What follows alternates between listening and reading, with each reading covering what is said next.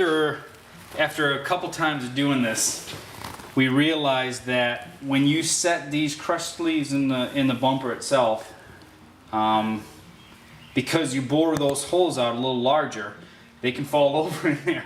And then you're talking about fishing this thing, and this thing's floating around in that bumper. So what we did is Chad grabbed a couple of long Allen wrenches and just temporarily kept them down into the sleeve, through the washer, through the frame, through the sleeve, just to keep them from tipping over. Good tip, because we just spent 15 minutes fishing these out. Awesome. So now we're going to tighten this up and get the bolts in there.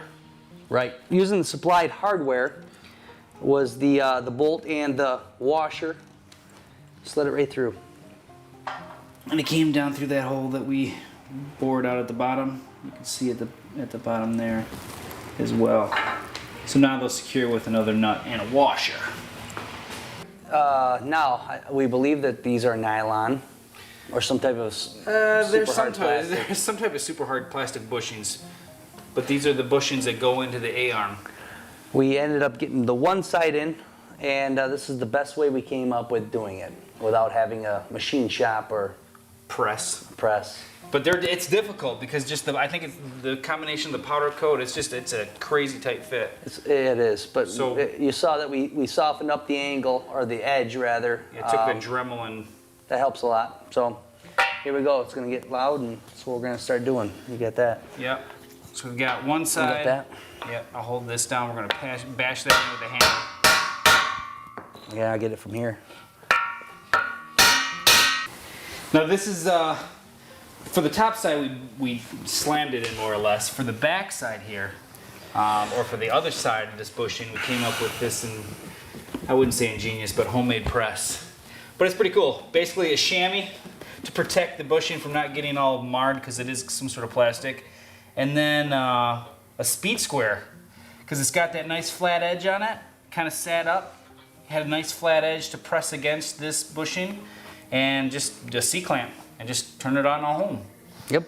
That's all that it was, and it actually worked out pretty well. These are tough to get in. Yeah, very tight. You hear that kind of steel is kind of burnt.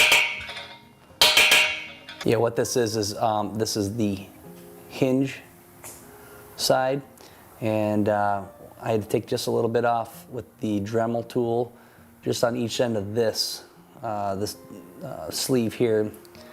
It wouldn't quite fit between there, but instead of grinding off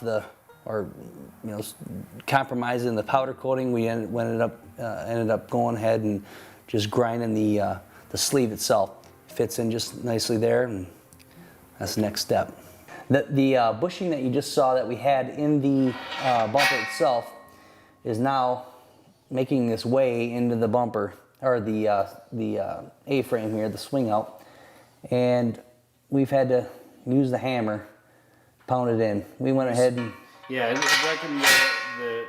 the directions recommend some lithium grease in there. Definitely, you're going to need that to get it to slide through those bushings. It is a tight fit. We went ahead and put the bolt that we're going to use in there just to protect it from getting broken down here. So that's what we're going to do, and we're going to continue to bang on it. And on both sides. Another 150 to go.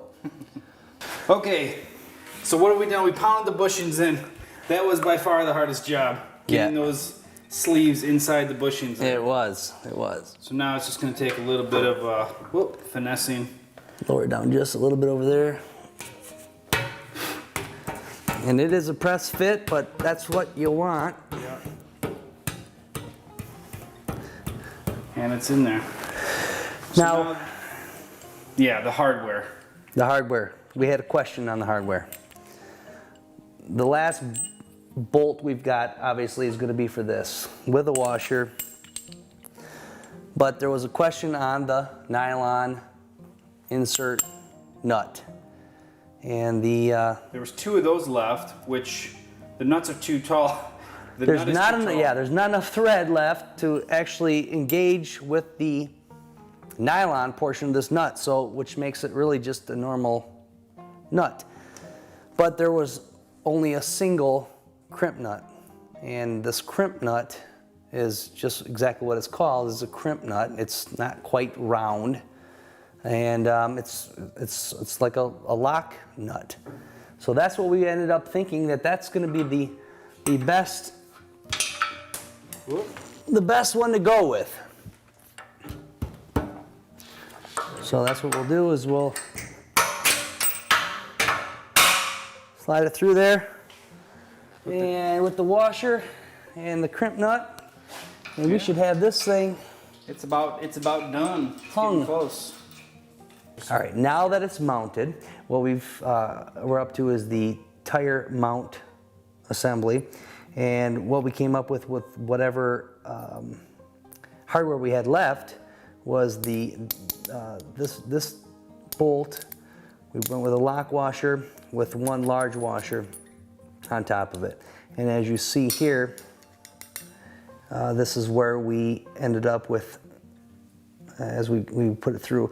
What we're having a problem with though is some of the powder coating is interfering with the bolt. So we're just gently take the Dremel tool and clean that out, and we should have this one looking just like this. Well, after we cleaned out the little bit of extra powder coating here, we ended up figuring we'll go the other way, and because I couldn't get it started this way, so we'll just go ahead and go this direction. It's the same thread either way, and clean that out. Well, we actually mounted the tire onto the tire mount, and what we've discovered is that I happen to be running this stock OEM rather rim on a 12.5 wide tire, and if anybody out there is doing the same thing, they would know that on the vehicle itself you're required to run some spacers, and right now I have some 1.5 wide spacers. Spider Tracks is the company, and having no problems with those. However, it appears that that's what they've been judging this particular mount with. An offset issue on a custom wheel is normally different than a stock wheel. So that's what we've come up with on this. If you're running a stock wheel with spacers on your vehicle, you're going to need that 5th spacer in order for it to mount on, because we can't get it to mount at all. Just got it hung with one bolt. So that is our only problem with that. Well, we went ahead and just picked ourselves up a brand spanking new high lift, only really because there's a direct application on this particular bumper for it. So we wanted to see how it would hang on there, and we'll try and do it now. As you can see here, it mounts at about pretty much the second hole up from the base, and it also uses, there's these little metal spacers that go in between, and then those 2 nylon nuts that we found with the lock nuts go on right here. At least it's the home that we found for them. So once those are sealed up, that guy's good to go. Get you out of trouble.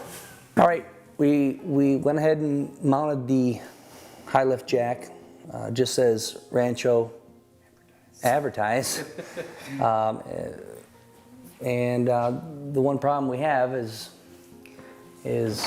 when you open, this is completely open all the way, but as you can see there, if anybody owns a Jeep, especially this one, you can't open your door any further than that.